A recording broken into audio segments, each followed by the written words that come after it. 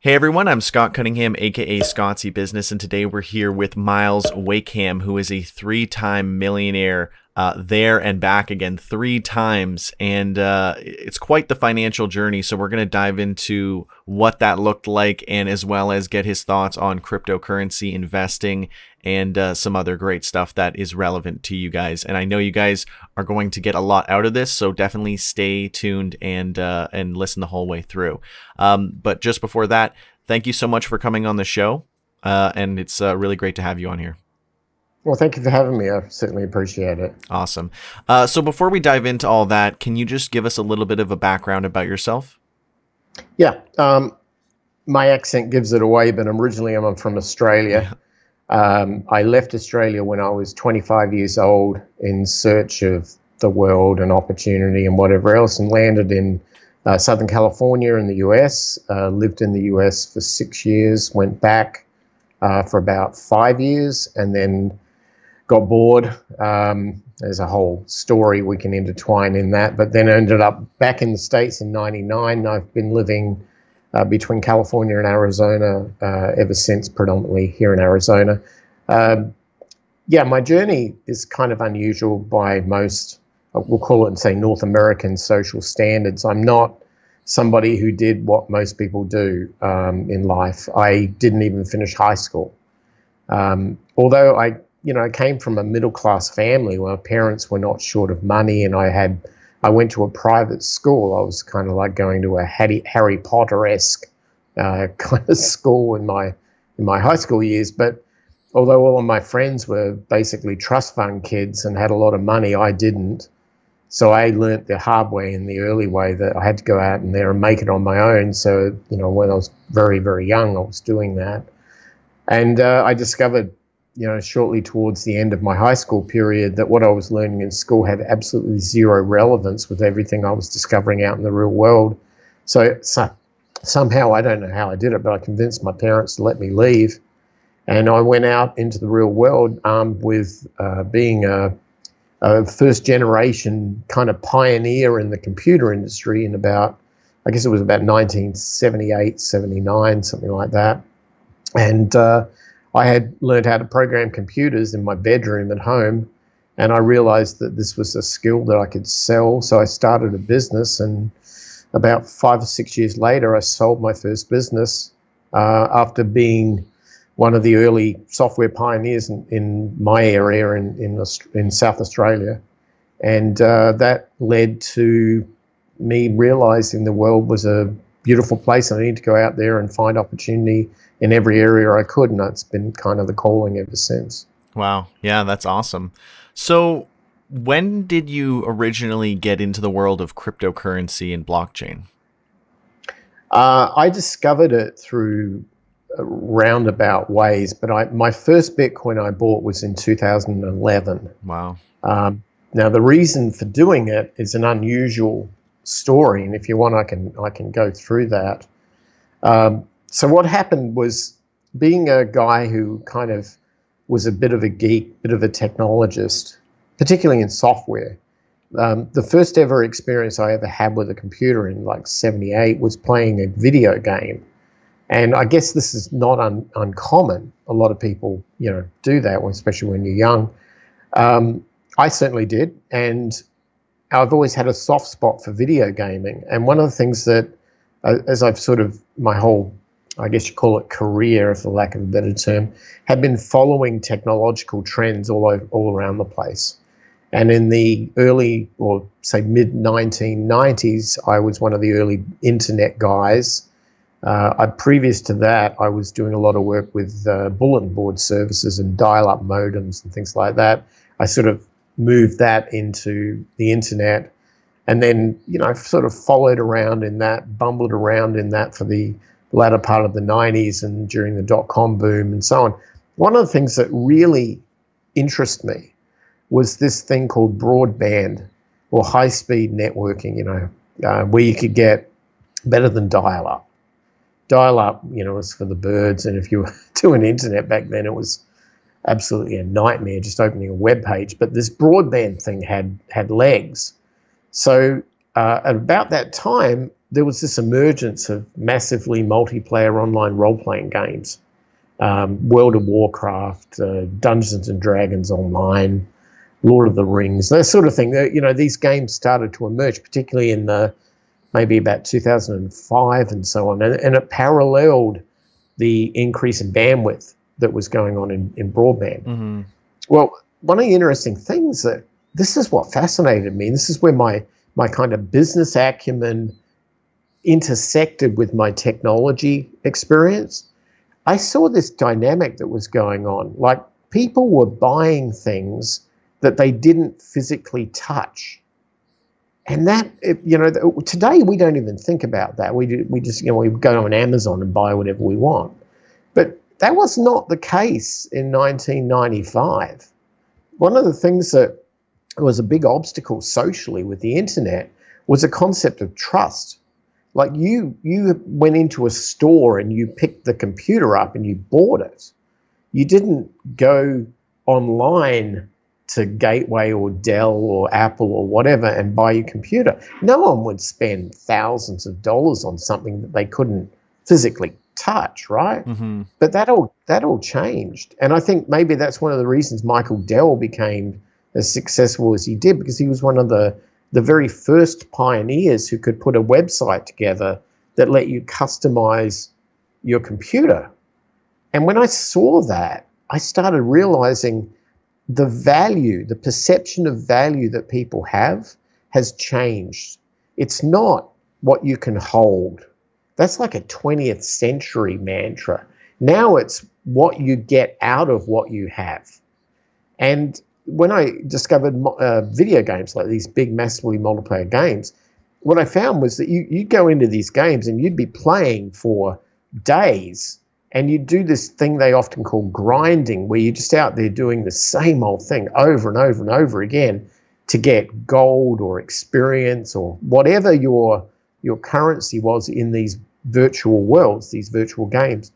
And you'd build it up, and then you'd go to the auctioneer and buy that sword or that shield or that armor or whatever you had, so that you weren't so vulnerable.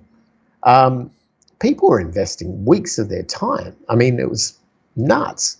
And I was trying to run I guess you call it a business, but I was trying to run a business as well as doing this passion thing that I had for gaming. Plus, I've got a family, got a wife and a kid who was, in her teenage years. And I was looking at the whole thing going, there's got to be a better way. And then I started to discover a lot of people that were in that space, in that gaming space, who had hired teams of people in like China or South Korea or Indonesia or something, who would just sit there playing these games all day, doing the grinding, and then they'd acquire all of these items that you wanted, and they'd sell them to you in game for real money, Mm-hmm. right? And a big pioneer in this space was Brock Pierce, who we probably don't even remember that. We think of him as this Bitcoin billionaire kind of guy. But actually, he really made it big in that virtual goods market. So what you do is the whole concept of commerce has now been put into this virtual world, and everyone's got to kind of work out how it works, right? So you're the player and you want the sword, and that player over there's got the sword, so you got to meet him somewhere and he's going to give you the item. But he's not going to give you the item unless you've paid for it, but you've got to pay for it and trust this virtual avatar from some guy in China who you've never met is actually going to give you what you want for your money. It's a problem. And it's a basic problem that dates back thousands of years when we look at the way trade works, right? Bartering, and even if you want to sell something on some secondhand market like Craigslist or something, there's always that sense of trust. There's always a scammer out there. And it's much bigger obstacle to get past that in the digital world than it is in the physical. So anyway, the problem is you need a third party. You need a counterparty, an exchange that enables them to say, okay, here's the goods, I'll put it in escrow, and then you're the buyer and you go to the exchange and here's the money, I want the good out of escrow, and kind of like a real estate transaction, you get the goods. So it intrigued me. I'm like, wow, so there's got to be something in this. Well, the problem is, and I'm going to get to the Bitcoin point in a sec. The problem is that if you're playing 2 or 3 or 4 different video games and you build up all your currency just in one of the games, it's non-transferable to the others. So if you put all your money in buying World of Warcraft items, that's all you can buy. You can't buy something over here in, I don't know, EverQuest or whatever. Mm-hmm. So you need a third-party exchange that can handle multiple games, and that you need a currency that can traverse multiple games. And this was a problem in that space for years. And so it didn't get as much traction. So then in 2008, along comes this global financial crisis. And banks who have been evil, cartels of crime and financial fraud and all the things banks do, they had their kimonos blown wide open. And we all saw just how bad it was. And, if you remember the Occupy Wall Street movement, or parked out in Wall Street, like that did anything. But, it was a demonstration that the public didn't want to take it anymore. And a lot of it was due to the way transactions worked from party to party, from arbitrage and all those things that happen in a normal world. And these guys kind of scamming and skimming off the top and all that sort of thing. It's no different than it was in the video game, but it's now in real world. So some smart cookie comes up with this way that supports this e-cash concept that really was a product of what the video game exchange market needed, but also just happened to have all these properties that would solve the world's financial crisis. So it's not surprising to me in 2009 that the Bitcoin paper came out. So a big part of Bitcoin, if you look at it from a software point of view, is cryptography. Mm-hmm.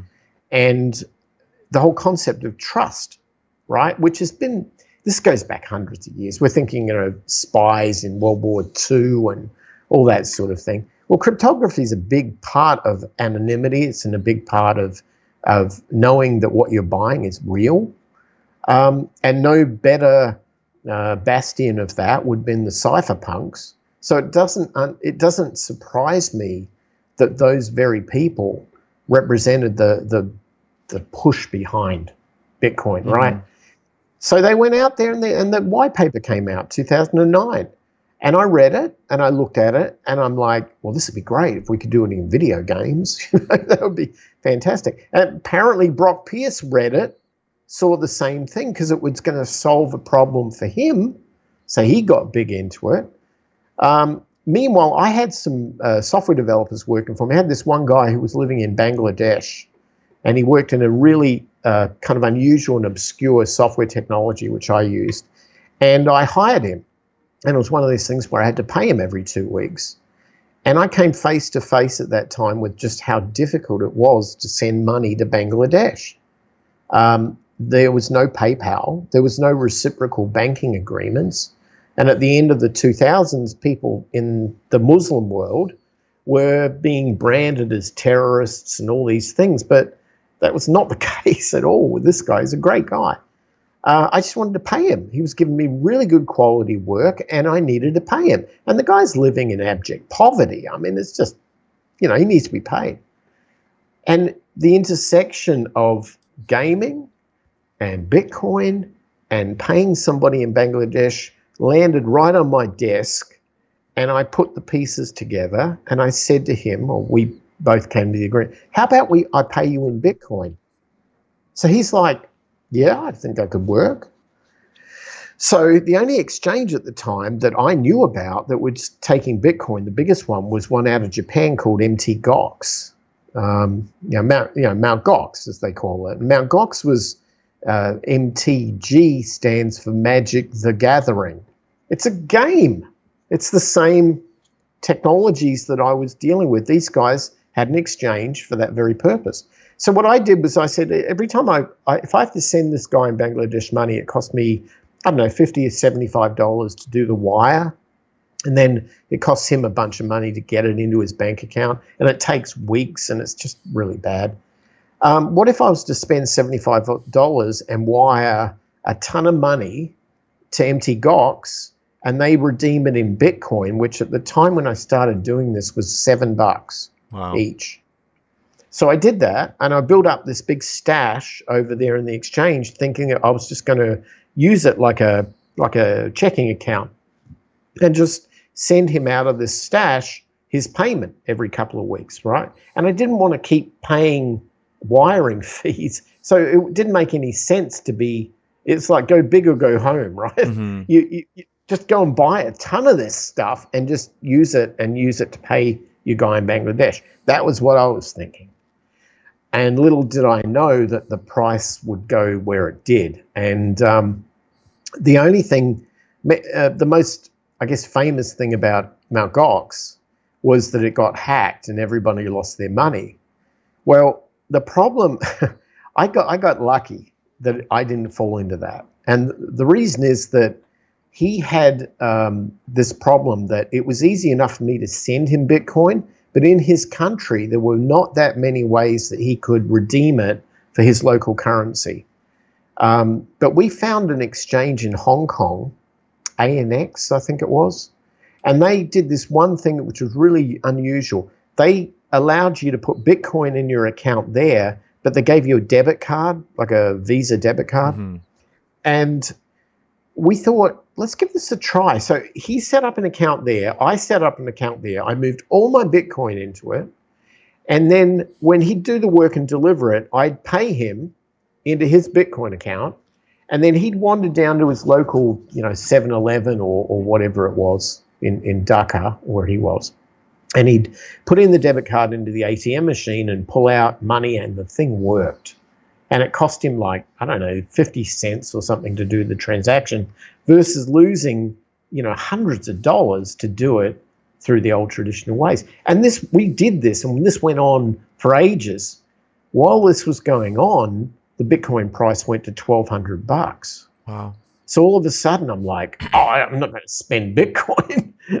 I'll pay the exchange. I'll pay the wiring fees and pay him cash. I'm going to leave my Bitcoin alone. Look at the price; it's gone up like 100 times. I've never seen an investment perform like that. This was unusual. But the thing is that, and then it crashed. Like Mt. Gox got hacked, mm-hmm. and then everyone got concerned. Everyone got scared.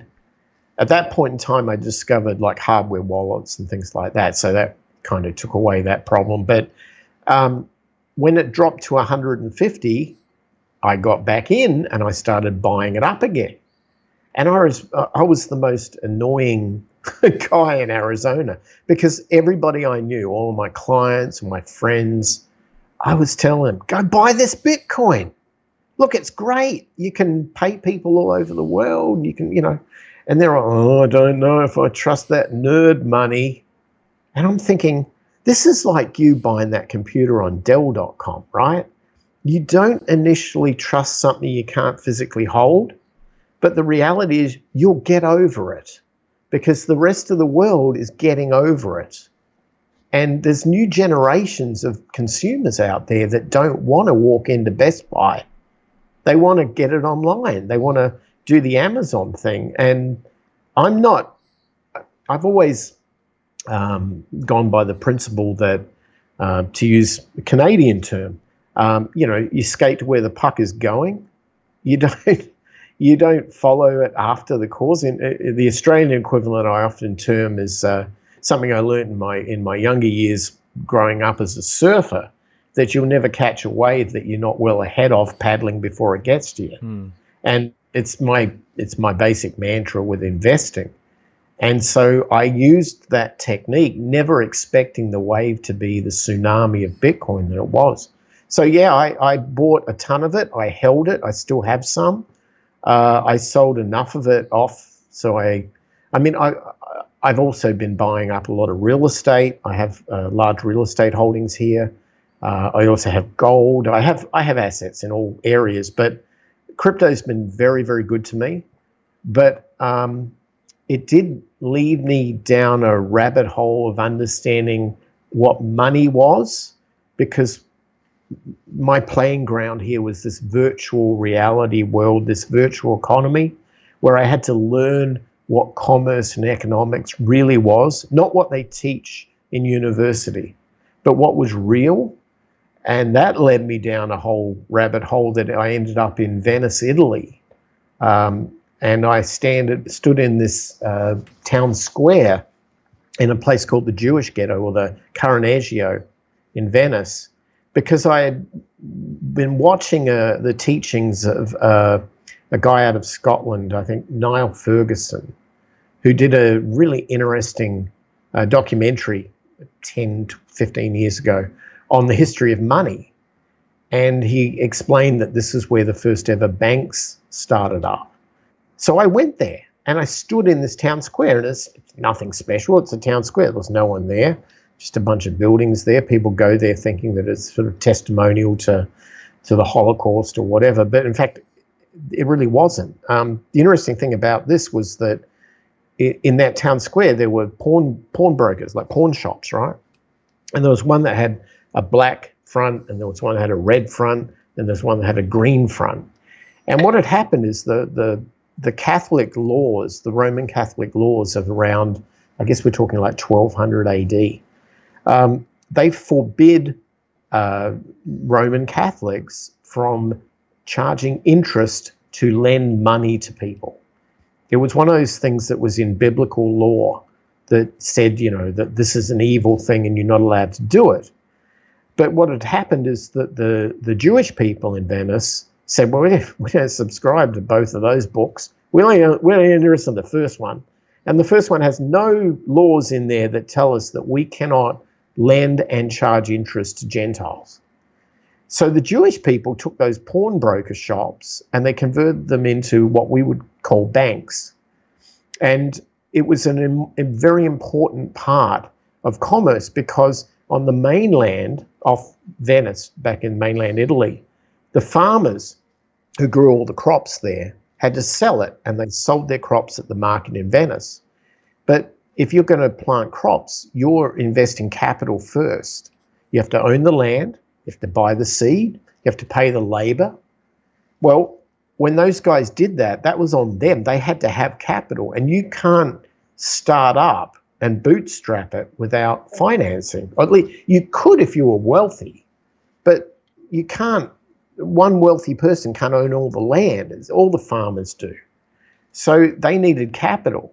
So what they'd do is they'd go into the Carnegie and they'd borrow money, and they'd go and buy their seed and get their labor, and they do it. And then when they harvested their crops, they'd sell it at the market, pay off the loan, keep the difference.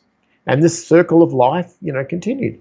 And that became the basic concept of banking. When I understood this, when I physically went there and felt it and understood the importance of this, I then started to realize just how flawed society has gone from those days. That the purity of something which is needed to feed a city has turned into this cartel of criminal greed and all these human flaws that we have, psychological flaws, fear of missing out, envy, greed, all the things that drive humans to do massive things on a relatively predictable scale were playing out in this world of Bitcoin. So sometime around 2017, I started to sell off what I had. And, I did very well. I mean, I'm not complaining. I made thousands of times on my original investment, and I still have some. But at the end of the day, I did not have as much faith. I had a lot of faith in Bitcoin as a technology. I had very, very little faith in humans. And it's interesting today, if we fast forward to 2021, Bitcoin's at 53, 54,000 today as we record this. Why has it gone up so high? Because the very same banking institutions that created the 2008 crash, and created the Great Depression by lending people to buy stocks in the 20s when everyone was doing the Charleston, spending money left, right, and center, and created these boom bust cycles, which are enormously potent, unfortunately. That very same industry is now co-opting the Bitcoin space. So you've got Wells Fargo, JP Morgan, Goldman's, all these organizations. 5 years or even 3 years ago, you got Jamie Dimon out there on the TV telling everybody Bitcoin's a scam and, it's going to go to zero and I'll fire anybody who works for me who buys anything like that. And meanwhile, behind the scenes, they're buying it up big time. So they're going out, pushing the price down and buying it up on the back end. And Jamie Dimon now sort of walks away, oh, yeah, I said that, but, I didn't really mean it. No, you did mean it because you manipulated the market. So anytime that somebody is out there doing that, Elon Musk does it, all these guys do it, it's a red flag. It's a red flag that this system is rigged. And whereas I love the concept of what crypto is supposed to be, and that is, to quote the white paper, an electronic peer-to-peer electronic cash system, I love that. I don't see it ever, it's going to achieve that if there is a banker or a counterparty forcing themselves between you and the currency, like an exchange in or an exchange out, or some manipulation of this sort of thing. At some point, we have to realize that the original fulfillment of being for me to buy between you and I, that we can buy something over the internet, something we believe is value, that we can put a price on it, and that we can do commerce. If we can do that, the basic backbone of commerce, all of a sudden we've got something. But if it's being taken over and manipulated, then I'm not sure I can honestly, in good faith, vote for that. And I think that, I'm kind of lucky. I've got more money than I need right now. I'm fine. I can take the luxury of being all philosophical and, holier than thou. I'm not trying to be like that, but I can have that luxury, but most other people can't. And so I get people all day long calling me up going, Myles, should I buy Bitcoin? Should I buy crypto? Should I do this? Should I do that? And it's very, very hard for me to give them an honest answer because they probably don't want to hear what I'm telling them. But I empathize. I understand where they are as human beings.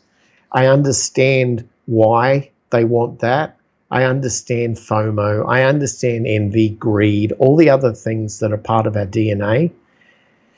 At the same time, I also know that Wall Street understands those things too, and they will take those flaws and play them to their advantage.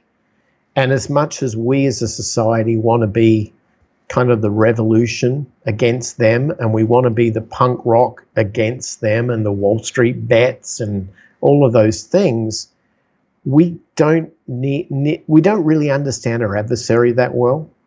And they've had thousands of years since the dawn of, Venice, Italy, to work out how to manipulate this to their advantage. And we haven't. We've had 10 years. And the problem, I think, right now is Bitcoin's been co-opted. So what we need to do is realize, is that going to mean that it's going to go down in value? No, it's not. It's going to mean it's going to have this massive boost. And it could go, look, I don't know predictably where it could go. It could go to $1 million, because if you've got enough hedge funds coming in and enough of that money buying up a finite asset, it's going to push the price up, period. It's going to do that.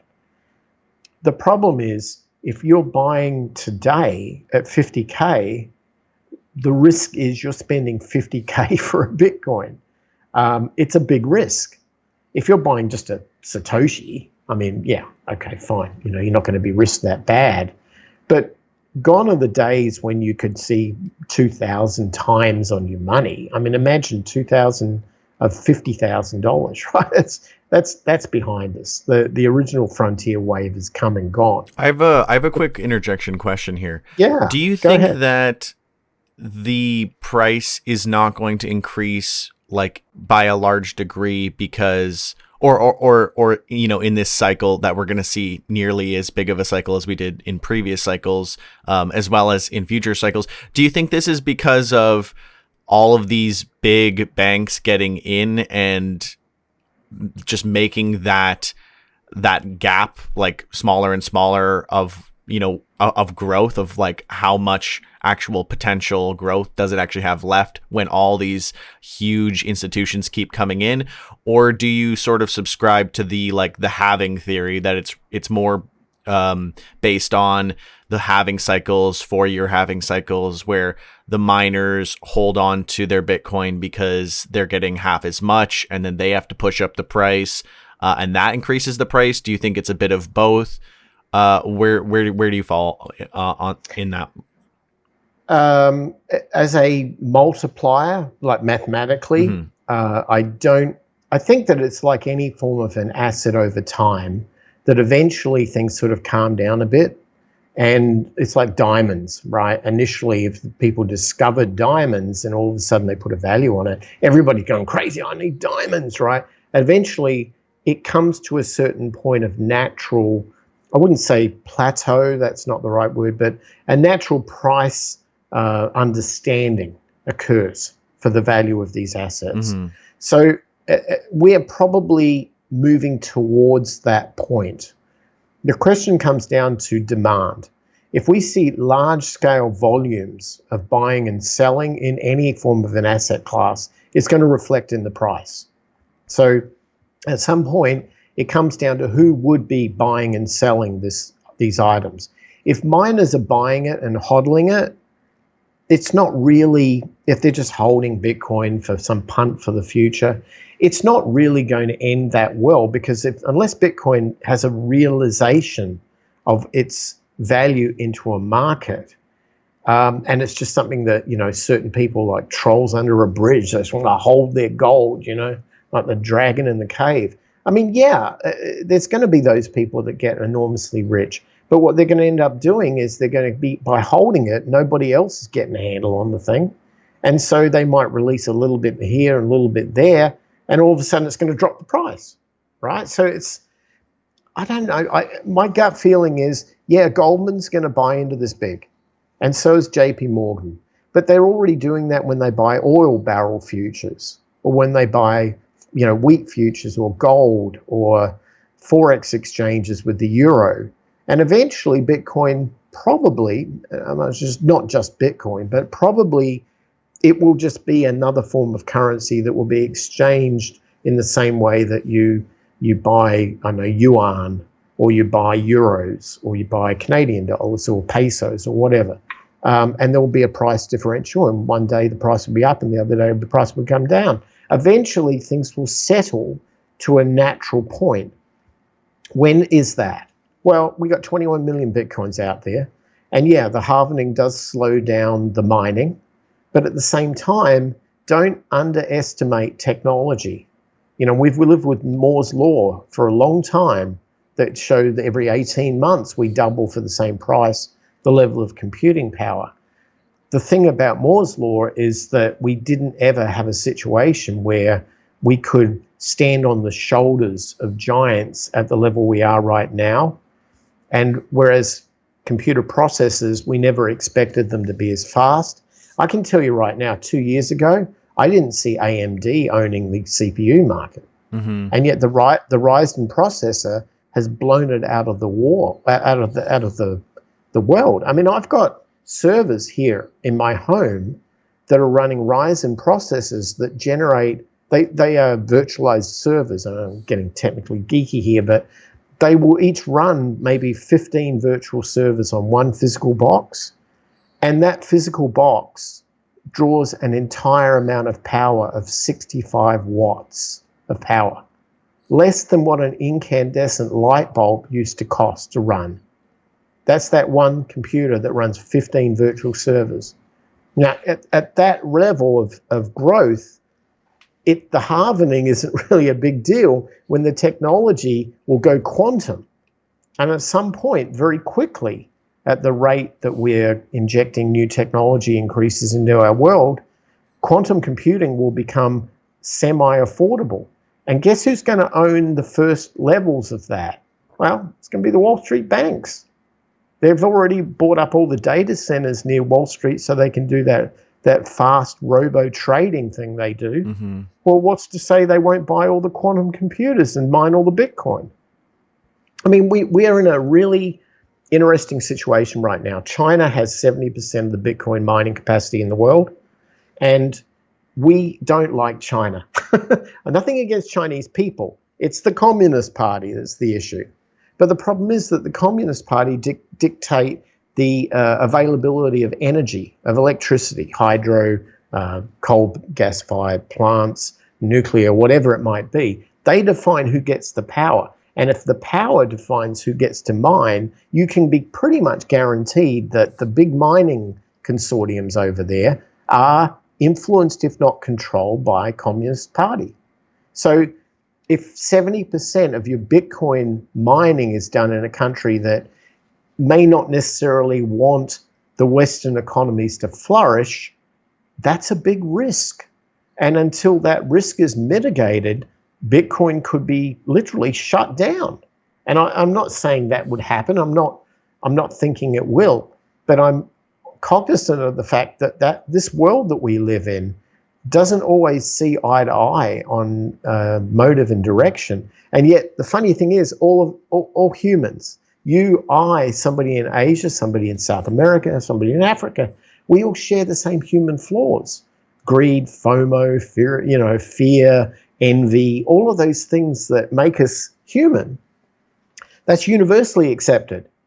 But you put all of your eggs in one basket in one country, other countries aren't going to like that.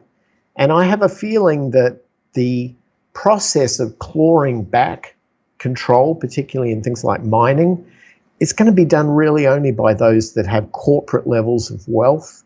And the small players will be driven out of the market organically. It'll be a natural cycle. And at some point, the money will be controlled and flowed by the big players. And at this point, we've basically got the bonds in now. We've just got another financialized product that isn't all that interesting, that's boring. So the opportunities are there now.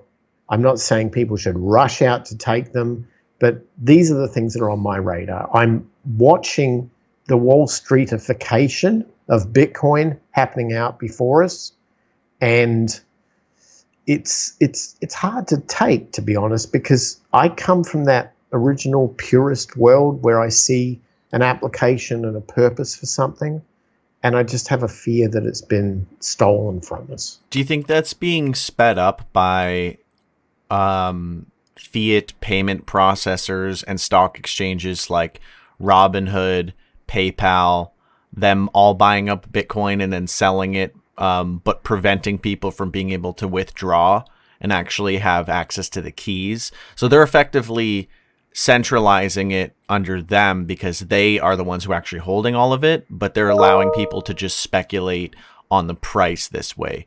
So do you think that is also, making it worse? We know that Visa is going to be coming in very soon. They announced that they'll be basically doing the same thing as PayPal. So I would assume that they'll probably end up doing the same thing. They will hold it. They'll allow you to speculate, but they won't let you to withdraw. What are your thoughts on that? Well, I remember back in the very early days of Bitcoin, we used to always talk about how Bitcoin was kind of the internet in 1994, and that, it needed the killer app and it needed time. And I think that time has now come. I also remember back in those days, we used to talk about the 5 stages of grief that the banking industry was going through, because it was kind of like everybody back then was like on a pirate ship. We were going out there, we were going to destroy the banks. Look what they did to us in 2008. We're going to get ours back. Yeah. And this is how we're going to do it, right? No, you don't. You can't. You need to understand your adversary better than that. That's naive. And I think that what's happened is the banks they've gone through that 5 stages of grief. They're at that final negotiable stage where they're finding a way to make Bitcoin a part of their industry. and not that we are not part of their industry. So with that, the banks bring forward all of their previous behaviors and they co-opt a currency and they manipulate its price and they spin in things in the media to change it to benefit them. And they do take away your ability to control your assets. Now, what's very interesting, and you probably are seeing this in your own observations, is that we've seen this emergence of a new industry called DeFi. And everybody, when I saw that, I was like, this is really interesting. I'm going to get in on this. So I did. I did some buying and selling of some DeFi companies, and I staked some crypto to try it out, see how it went.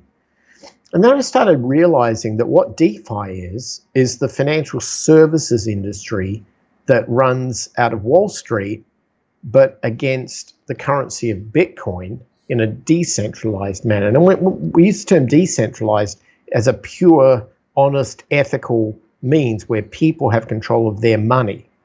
But the reality is when you give your assets up to a bank so they can then go and lend them out, and you have no insurance over that, you better be sure that that bank, DeFi institution, is going to be around when you want to get your money back. And if we don't learn anything from our history, in the 1800s, banks who took gold from people who had mined it, the assay officers and so on, they would take the gold, they'd put it in a big vault. Well, that gold didn't stick in the vault. What the bank did was they then lent the money out to other people and they made their money on the arbitrage, on the interest rate, what they charged to loan it out versus what they paid for you to have your deposit. So do you think, just real quick, do you think in an interesting analogy to that, where now the miners who got the gold, who then sold it to the bank, and then the bank took the gold and, did fractional reserves, do you think we're basically seeing the same thing where miners are mining Bitcoin, they're selling the Bitcoin to the big banks, and now the banks are basically doing something similar because, again, like they're not letting people actually have the Bitcoin. They're just giving you the promise of the Bitcoin. So it's almost like the same thing, I would say. I totally agree with you. Yeah. And the thing is, if you look in history, which tends to repeat, unfortunately, in the late 1800s, what we saw was this massive destruction of banks. They went out of business so fast. And the reason is, let's say you got $1,000, right? You go to the bank, you put it in a savings account, and they give you some receipt for it, and then you got your $1,000. And so in your mind, you've got $1,000. In the back office of the bank, they took your $1,000 and they lent it out, and somebody's paying them interest on it. And then one day you go back into the bank and you go, yeah, that $1,000, I need it now, thanks. Here's my withdrawal slip. And the banks look at you and they sort of go, hold on a sec. And they go out the back and they come back in. The bank manager comes back in and he says to you, yeah, about that. We've loaned that $1,000 out. We don't have it. We can't give it to you. And you're like, what the heck, dude? I gave you it to keep. Yeah, but we're a bank. We loan things. That's what we do. And then let's say that you went and told all your friends at the local cafe that this was going on, and they all said, oh my God, I've got money with that bank. So they all go running into the bank. There's a run on the bank to get the money back, and the bank's just saying, haven't got it, sorry. That's what makes banks go bust, because when they haven't got it, they can't claw it back from loans. They can't accelerate the payment of a loan back. That's not going to happen. So you, the depositor, fail, and your money's gone. So this was happening hundreds and hundreds and hundreds of times over in the 1800s. And what stopped it from happening, we thought, was the formation of the Federal Reserve in 1913 or whenever it was. And at that point in time, we created a government, shall we call it a guarantee against a private cartel of bankers who shall not be named, who became the, quote, lender of last resort. So when those banks had a run on, they could run to the Federal Reserve, get the money, pay you, the depositor, and get you out of the front, the lobby, and still be making money on the interest rate. And they could get it from this Central Reserve at a price that was far cheaper than what they could do if they had to get more people putting their money in. Mm-hmm. Otherwise, what they've got is a Ponzi scheme, right? That's what this is.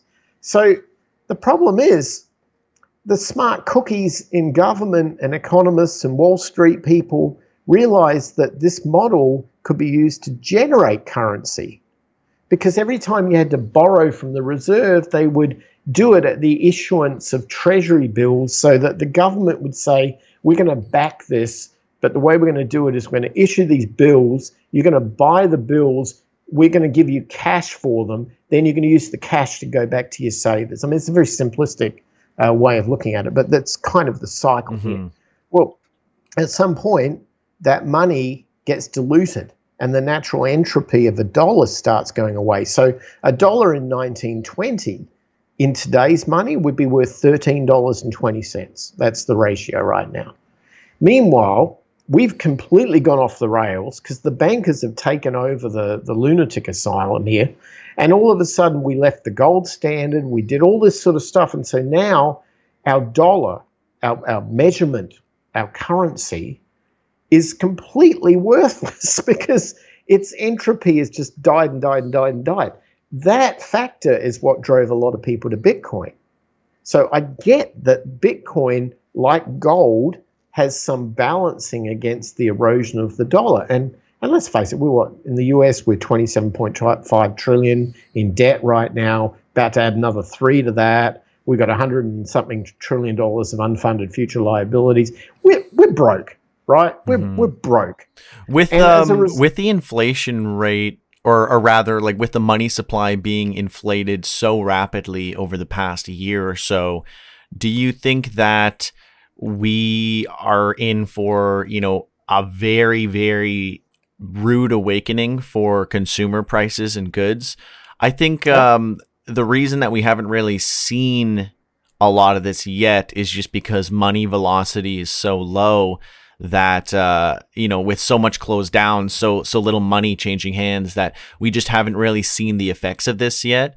I think once the economy opens back up, once money velocity gets back to what it used to be, I think people are going to see price changes change more rapidly, and we're going to feel the effects of inflation a lot more. Do you think, well, I guess first, do you agree with that? And second, what do you think that's going to mean for the economy? Like, will that lead to people selling off stocks, or do you think people are going to buy more into precious metals and cryptocurrencies? What are your thoughts there? 80% of the world is based on the US dollar as a medium of exchange for inter-country settlement of transactions from the Bretton Woods Agreement in 1944. That 80% of the world will not go down without a fight. So unless, what will be the problem is that we will keep ratcheting up debt because our economy is based on that. There is no reward for anyone saving money or having a hodling kind of mentality to cash. They don't get paid squat in the bank. And if they want to try to get back to what even the Federal Reserve here would call normal rates of inflation, they're not realistic. I use a measurement technique called the Chapwood Index. The Chapwood Index was an independent analysis of the cost of living adjustments per year, per city, all throughout, I think, the US and Canada. And the average numbers that you will see on the cost of living over the last 5 years is somewhere between 8 to 11%, depending on what city you're living in. And the easy way of imagining this is the concept of what I call the $5 footlong Subway sandwich. And good luck trying to buy one of those $5 footlongs anymore, because if you go into a Subway and try and get a similar sandwich as it was 5 years ago, it's probably $11. And that's US now. I mean, what I'm trying to say is that the problem is that we habitually and almost subconsciously measure value. That is what your worth is, what your home is worth, what your cost of living is. We measure it in this flawed measurement system, the dollar. The problem, if I was to measure a distance between, say, myself and a door in my house because I'm going to build a wall or paint a wall and I need to buy supplies, I get out a measuring stick and I measure it, and I can trust that a centimeter is a centimeter or an inch is an inch. And I never question that because it's a static measurement that never changes. Therefore, I can go to the store and buy 6 foot of this or 4 meters of that or whatever, right? Because I can trust it. If you don't have that same trust in your currency, you can't measure anything. And the problem right now is that we sit back and we go, Bitcoin's $50,000. Well, what exactly is a dollar, right? It's not like a centimeter, which is a fixed measurement increment. It's a floating thing that has entropy that drops in value. And so every time that our government goes and prints more of it and increases debt load, it dilutes the efficacy of what's already in the money cycle. So a perfect example of this, an average house in the United States in 1980, average numbers, and anyone can check this out, it's not hard to find, $50,000 was the average cost of an average house in the US. So I'm thinking, a suburban bungalow type thing. Okay, today, the average house, the same house, $280,000. 40 years later, right? It's the same house, the same plot of land, the same roof, the same walls. Maybe it's been fixed up, maintained, and some technology added to it, but it's the same house. If what you want is a roof over your head because you have the physiological need for shelter, then the value of the house is subjective, because you could say, well, it's a $50,000 house. No, it's not. It's $280,000. Depends when you're looking at the measurement. And the reality is, if you got a mortgage back in 1980 at $50K and it's now worth $280, you're going, well, I made $230 of profit. But you didn't, because the value of the dollar changed over that period of time. So unless you understand this floating world that is dollars, and that if all we're looking at naively is to say this asset today is worth this amount of dollars, and all we're doing is focusing on this asset, right? The Bitcoin, it's going up, it's going down, it's going up, it's going down. Well, we're not measuring it with a static measurement math. We're measuring it with dollars, which again are going up and down, up and down. And the biggest example of that would be gold, because gold tends to counterbalance the dollar. Yeah. So what you've got to look at is, what's the true value of a dollar? What's the true power of the dollar? What are you buying with it? Is it going up in excess of what the devaluation of the dollar is? And a reasonable number is 8 to 10% per year that you're losing in efficacy and power of your buying. So you need to make that, and then anything after that is profit.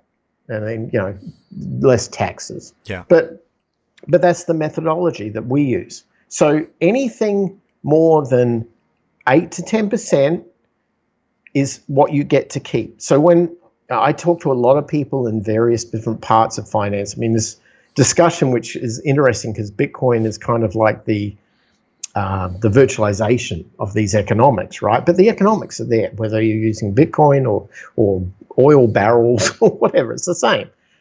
When I speak to people, there's this movement going on called the FIRE movement, Financial Independence, Retire Early. You're probably aware of it, right? Well, the problem with these guys is they work on the basis of saying, well, if I can make, 5-6% on my money and I can draw down at like 3 or 4%, or, as long as I'm in excess of that, then I can live on that and I'm good. I can save up $1 million, put it in the bank, never have to work another day in my life again. And all I do is I just draw down at this 3% rate. Doesn't work. Not when 8 to 10% of that money is disappearing because of the entropy of the dollar. You need to be making 13, 14, 15% in order to do it. And the problem is that there are very, very few asset classes that can reliably do that without you having to become a day trader. And that means that you need to put your money into some sort of an asset class, or you have to trust a counterparty to do it for you. And where are the only asset classes that get those returns? Wall Street.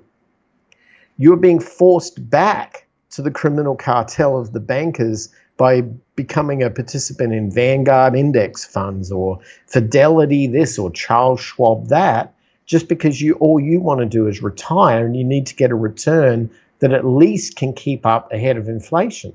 Yeah. And so for all of these reasons, I get why Bitcoin's a hot topic, because it burns the financial system to the ground, kinda, and because it gets the returns that blow away dealing with these criminals, kinda. But the problem is that what people have to start looking at, and this is kind of a realization I came to later in life rather than earlier, was that it's not about the money that you're earning. And this is why I love what you're doing. It's not about the money you're earning. It's about the costs of you having a good life, right?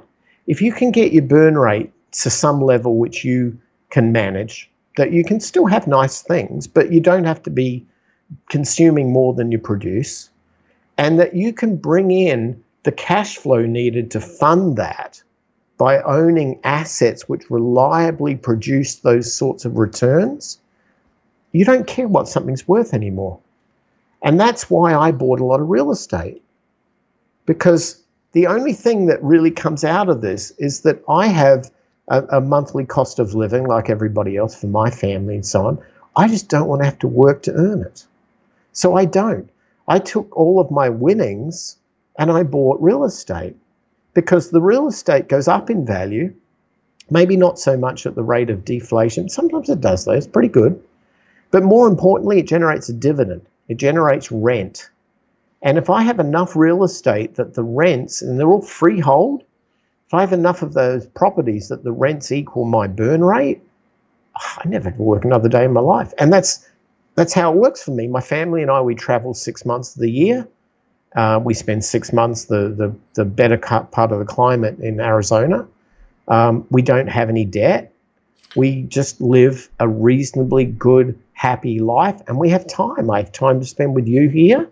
And isn't that what we want? Is that the money we want? Or are we just going to be like dragons with a pile of gold in the cave, but never really happy? Yeah. And I have a quick question actually about the FIRE community. Yeah. Like I'm one of those people myself where I want to get to a certain amount of dividends paying out or whatever it happens to be, and then I can retire.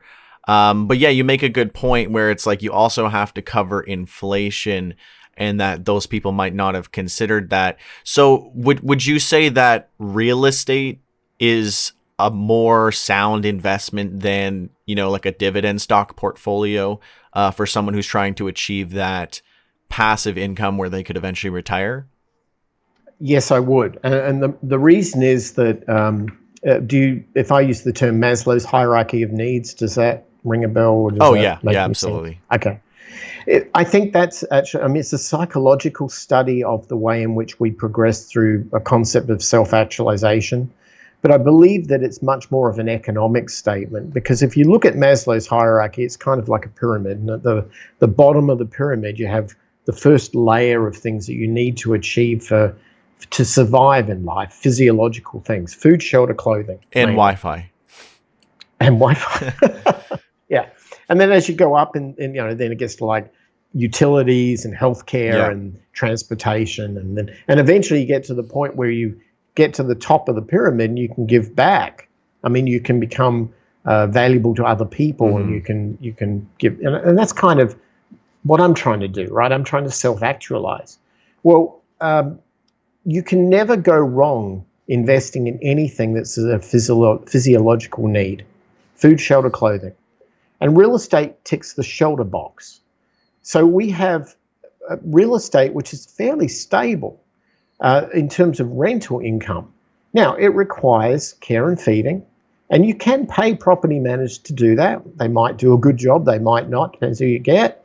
But at the end of the day, if you have a number of properties, and we like multifamily, that's our particular flavor, but you have a number of properties where you can diversify your risk across many tenants. The risk of the properties going down is very, very low. It's there, but it's very, very low. Versus a stock market, let's say like dividend stocks, in which you're generating a dividend from the stocks, but the problem is that you're living in a world in which the dollar value of that market is A, controlled by Wall Street and the criminals, and B, is funded by dollars based on debt, which has created the greatest boom and bust cycles in our economies that we've ever seen. So if we put the word, and I hate using this word because I think of things a little differently, but I'll use it because it's easier to understand. We put the word retirement into this category. So you're working and you're just amassing income and wealth and you're doing everything and you're relying on the stock market. And you know that sometime around the age of 50, 60, you want to stop working, you want to quit your job and you're going to live in the Bahamas or whatever. Well, you're punting the roller coaster of the boom and bust cycles, which is based on the way our money works, that it will be up when you want to get off the train and not down, because when it's down, you can't get off the train, right? When you stop having your money deployed in that market and you take it off, you know it's losing 8 to 10% per year, but it's not deployed. Now you're going to draw down on it or live on it. If you do that too early in life, then your risk is that it won't be there long enough during the boom and bust cycles of the future. So whereas a lot of people that who listen to my podcast and listen to the stuff I do, they're very much in this whole FIRE community. Mm-hmm. The reality is most of them never lived in a working capacity before 2008. So they've not seen the bust cycle of anything yet. Everything since 2008 was like we started from a very low point and the trajectory was upward. And that's great. You know, everyone's got upward motions and we're making more money. We're making better profits. Everyone's gainfully employed. Mm-hmm. We haven't seen the natural cycle of down. And our universe, it goes up and down. If it doesn't, our world would spin off its axes and we'll go around the sun and all these other stupid universal things. But we can't deny these things. They do. And if we're artificially manipulating the market by pumping more money in, reducing interest rates, QE, all of those things which devalues the dollar as the, should we call it, tax on our money, but at the same time, it creates this unusual, not normal market cycle. Mm-hmm. Then when we come down off it, it's going to be a really hard drop. Yeah. And all of a sudden, and then you add the pandemic and then the unemployment and the distance between Main Street and Wall Street, mm-hmm. and the vast divide of wealth in this world. It's going to create all of the right environment for a crash of epic proportion. Yeah. And I'm not one of these perma bears. I'm not that. But I also realize that you can't keep going up all the time. And we've been going up since 2010.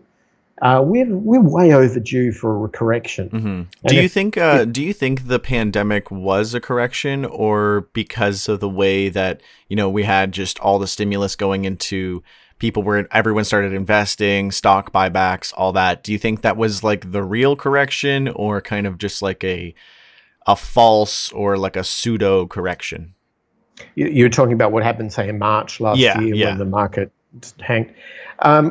We saw what would be the normal phase of the market under the economic circumstances that are part of our economy today. We saw that warts and all, what would be normally the case. Yeah.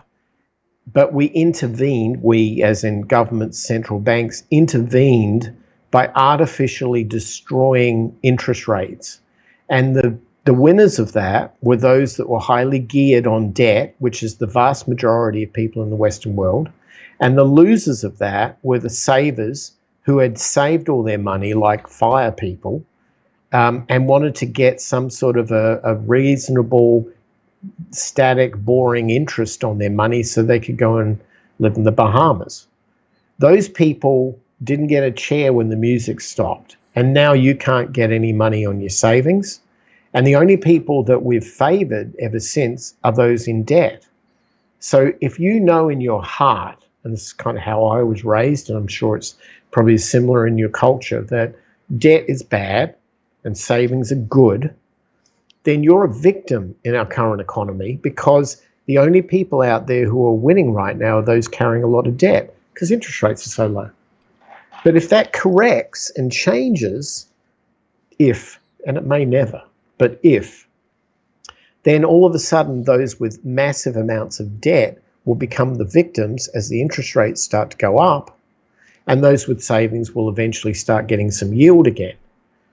I think that I'm not sure whether I believe that interest rates will ever reach what was normal, whatever that was.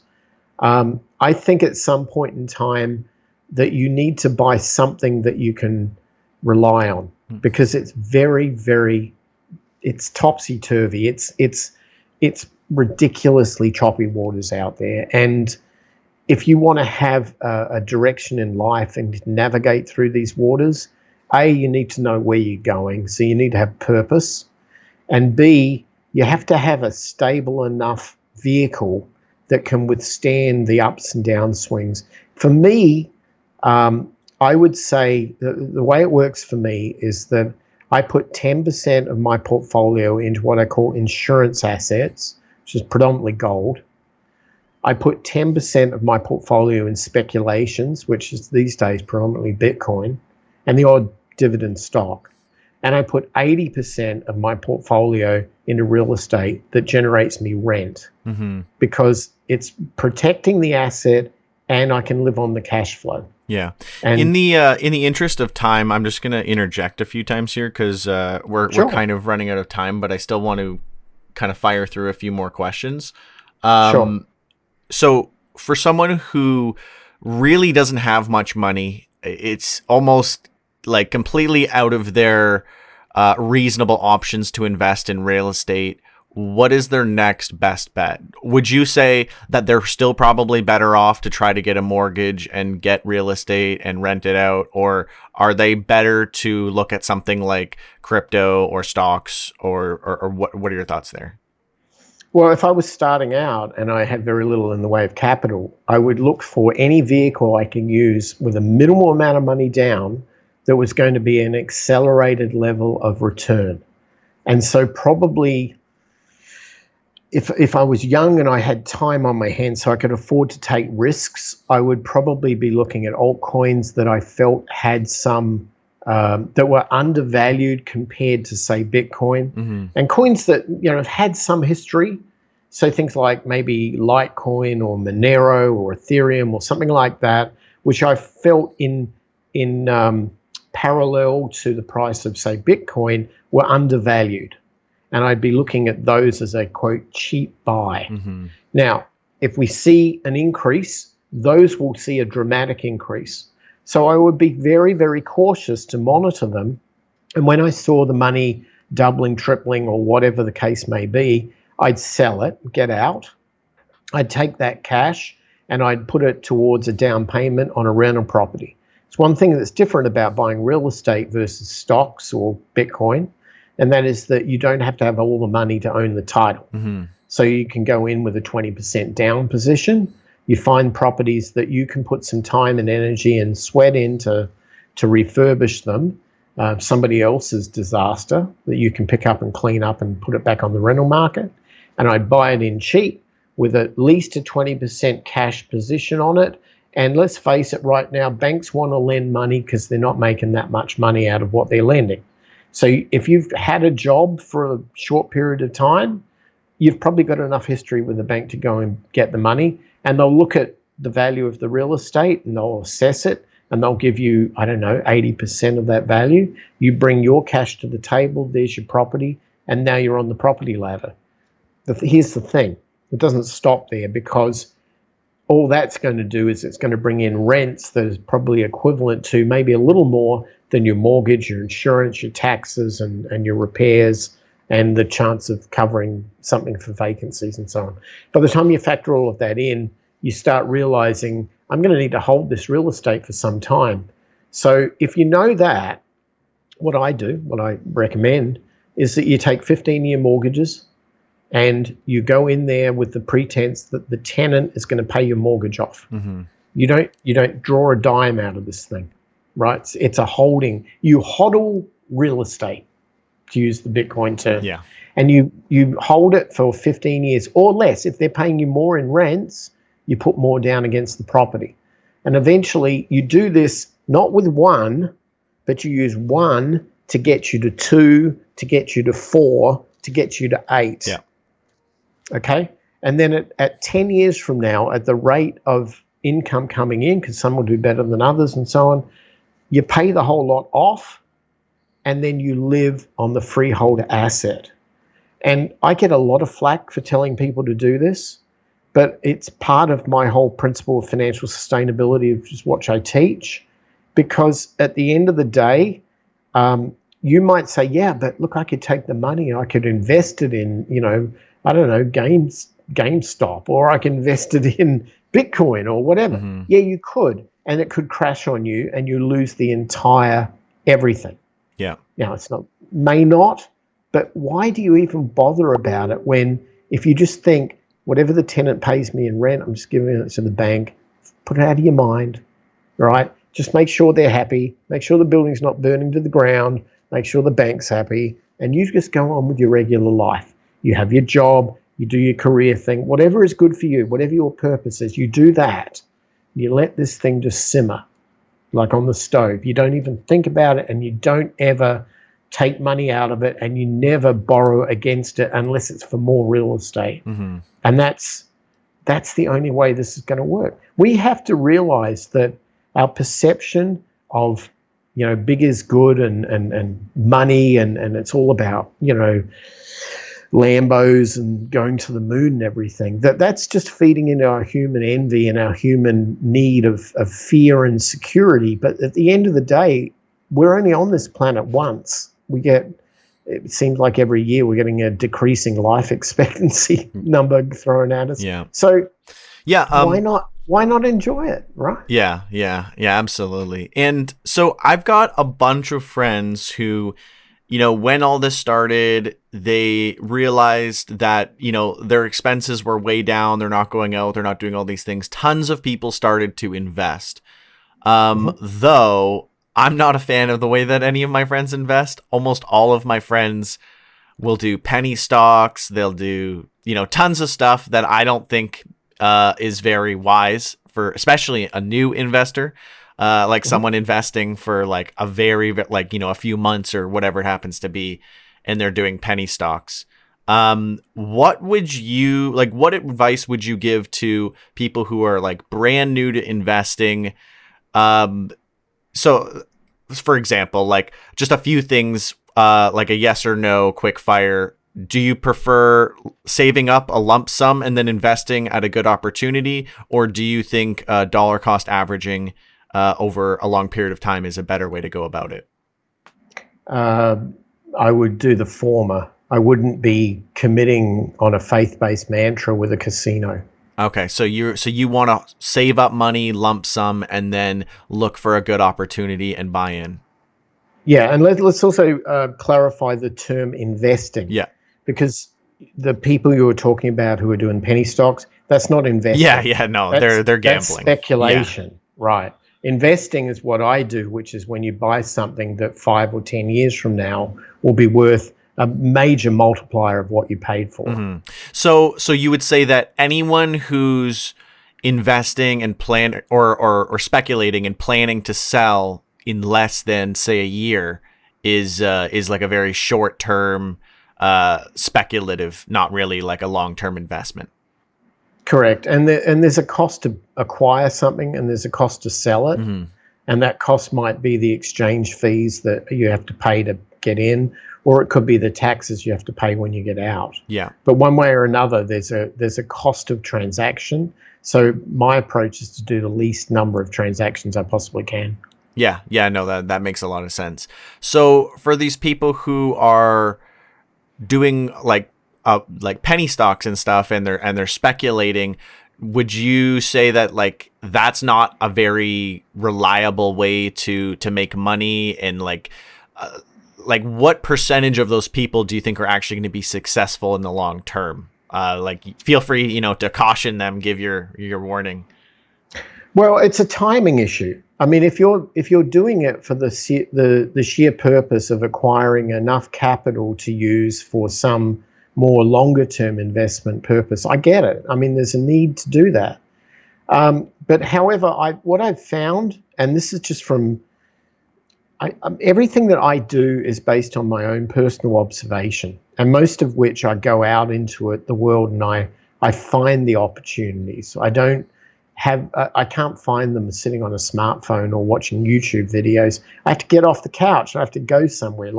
We've got a large planned acquisition going on in Mexico right now, and that's because I spent a lot of time in Mexico. And there's a whole economic reasoning behind that, but I would never have seen it with my own eyes until I stepped foot in cities like Guadalajara and saw the massive amount of industrial manufacturing going on. And all of a sudden it's like, whoa, I need to be here. This is where the money is, right? Mm-hmm. And then you understand the Silk Road and Marco Polo, you understand supply chain, and you understand this movement away from China. And that you go into Walmart and every single product on the store was made in China. And then you realize, are we going to want to keep doing business like this? Maybe we're going to go to a different source. Yeah. Where would we go? Where's friendly? Well, Canada's great. US and Canada can do wonderful things together. There's a long history of that. So what would you say to the people who are getting their stock tips off of, Wall Street Bets, TikTok, Discord, signal groups, stuff like that? Well, only buy something you know. So that's step number one. Step number two is understand that day traders historically, because that's what this is. Yeah. You're buying quick, you're getting out, Yes. right? Understand that day traders don't do that well over a period of time. If you look at it, unless you're inside Wall Street and you get that advance notice of something, there is no system here that just works. Mm-hmm. Especially inexperienced day traders. Oh, absolutely. Yeah. And look, I remember when I was doing a bit of computer work here, I met this company here in Phoenix, and the guy was from Texas. Him and his wife had started it, and they fixed telephone systems for big companies, and they had a team of guys on the road in vans that would go out and fix their VoIP phone systems, whatever. And I helped him out with some software to run their business. And the guy who ran that company was a bit of a day trader, right? And it was funny. Every time I go in the office, he'd pull me aside and we have this chat about something. And it was always this frantic, like, I've had way too much coffee. I'm fired up. This kind of adrenaline pumped world. And I swear to God, I thought this guy's like on cocaine or something. He's got to be, just the way he's operating. It's how a lot of people seem to be investing these days. Yeah. Well, a few years later, that company moved. They actually moved to Southern California, and I kept up a relationship with them at distance. But one day his wife calls me, and I thought, oh, they've got a problem with a computer thing or something I'm going to help them out with. And I swear she's in tears because he died. Wow. His heart gave out. And he was 35. And I'm looking at this going, what the hell happened, right? And I realized he was cracked out on this stuff, and he was like chasing the dragon, right? Every 5 minutes he's looking for the deal here, he's doing this. It's not healthy. You can't sustain it for any long period of time. And look, maybe you can when you're 20 or 25 or 30. Maybe you can do it, but he sure couldn't. And so anytime somebody says the term day trader to me, it conjures up his photo as the picture in the dictionary under that term. This dead guy at the age of 35 chasing the money and not doing what he needed for his family, for his kids, for his wife, and for himself. I'm cautious about anybody who is that sort of an active person with money. And to me, if you've got something that's making you money that you don't have to attend to and you get your time back, life slows down a bit, right? You get a bit more complete and peaceful. I think that's And a then really good you can point. see things clearly. Yeah, no, I think that's actually a really good point because I was chatting with my friend the other day and I said, you want to be confident in your investments and not have to, constantly checking them every day because, he's trying to day trade, right? So he has to see the news every day. If he's trading in different countries, he has to check their politics for that day. So he has to just keep up with so much. And I said, well, you want to get to the point where you don't have to have a full-time job just tracking your investments. And he said, yeah, it's like, yeah, but like, that's the fun of it. But at the same time, it's like, he's the frantic, like he's so into it and it's like, it's stressful, it's exciting, and it's also time consuming. So yeah, cause I was kind of thinking about that, like how long can you actually do that? How sustainable is that? And the market is not going to continue going up. So, we're kind of stretching the time here.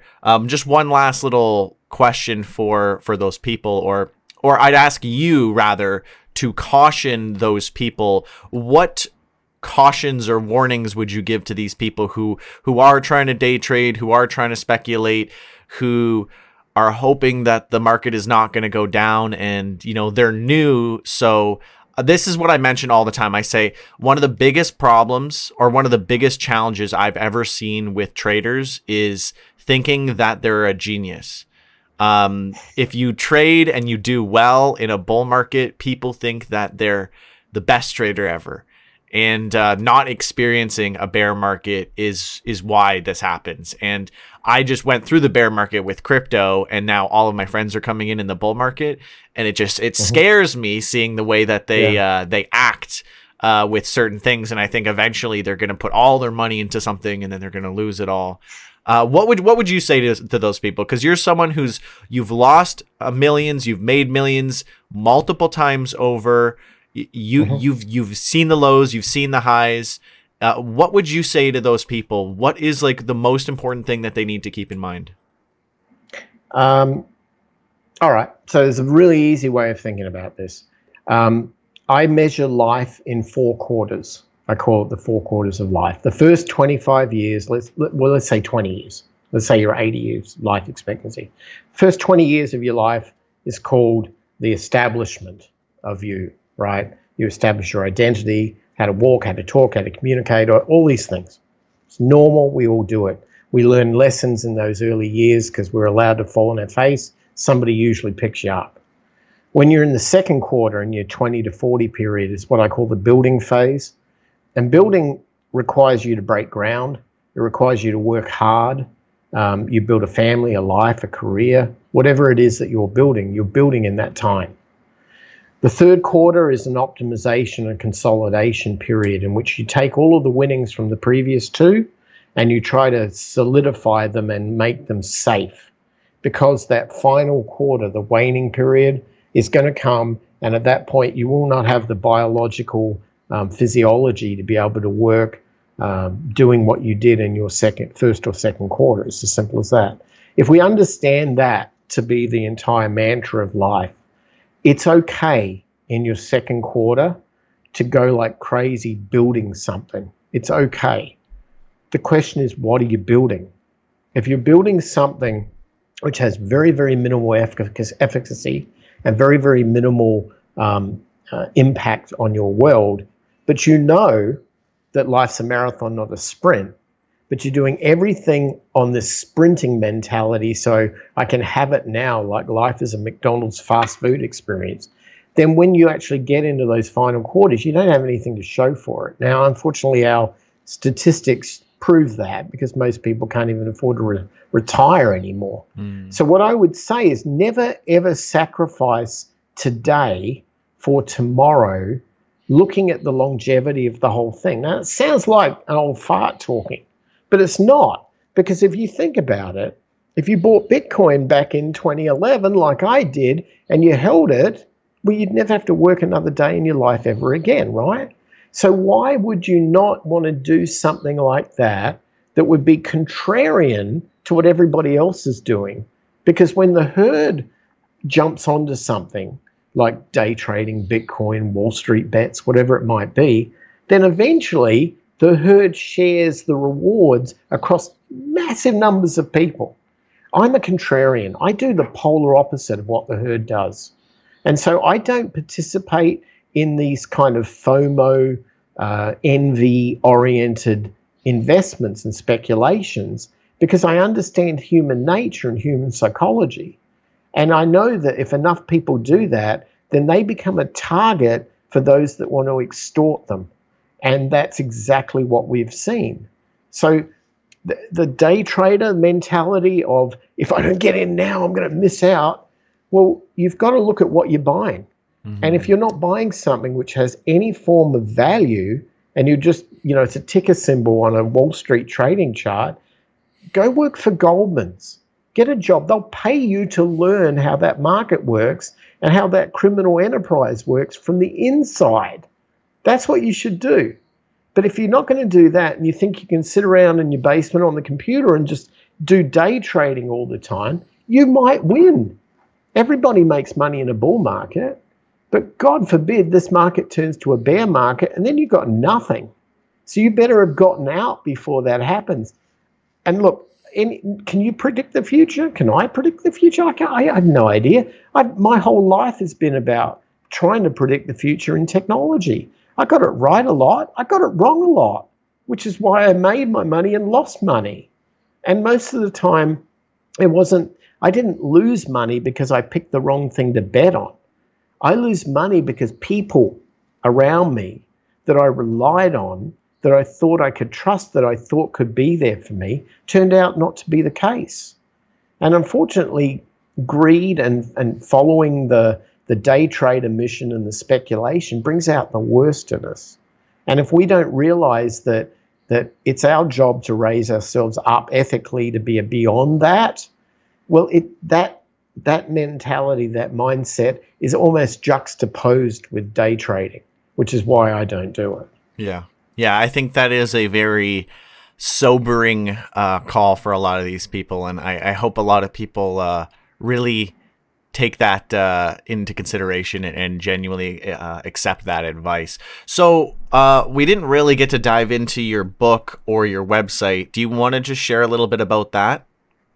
Sure. I have a book coming out later this year called The Art of Financial Sustainability. The whole methodology, which I've kind of codified, is called Financial Sustainability. And if anybody's interested, they can go to my website, which is beunconstrained.com, and they'll find all of my articles there. I do a podcast called The Unconstrained Podcast, comes out once a week, in which I wax philosophically about all these type of things. So anybody who's interested, just subscribe. It's all free. And I just try to share what I've learned over the years. And trust me, I'm still learning, right? I'm 56 years old. I'm still learning. I haven't come to the end of this journey yet. But, I've had some atypical backgrounds that a lot of people haven't had. And I certainly didn't do it through kind of like an institutionalized path. I'm very self-made, and so you learn things along the way which most people will never normally discover. And you put a little bit of knowledge in your back pocket once in a while, and sometimes it comes out really handy to pull it out. Yeah, absolutely. And I love that. I love that you're still humble and still on that path to learning more, because I think another big issue with people is that they think that they know everything, and that they, like I was mentioning earlier, people thinking they're a genius is kind of the same thing, where they're not still trying to learn more. They don't think there's more out there to learn, and that is definitely going to be a bad time for people to stop their learning process. So that's amazing to see that you're still on that process. Everyone definitely go and check out the book when it is out. Is there any estimated timeline for that? Oh, man, if I could just get through my editing. I'm hoping out middle of this year. It's going to be somewhere around about that time. Awesome. Okay, well, definitely check that out when that is out. Go to beunconstrained.com. You can follow along with his podcast and check out his articles. Can they follow you anywhere on Twitter and any other socials that you want to call out? Yeah, I'm kind of like the king of anti-social media. I'm not that active on these things, but I do have a Twitter account at beunconstrained. Awesome. All right. Well, thank you so much for sharing your story. We did go on for quite some time, but there was a lot to get through, and you have a wealth of knowledge. So, I'm fine to just put this whole thing out. Normally, I don't do ones this long, but I think there'll be a lot of benefit for people to actually listen through the whole thing and really get through all this. So, thank you again so much for coming on the show. You're very welcome.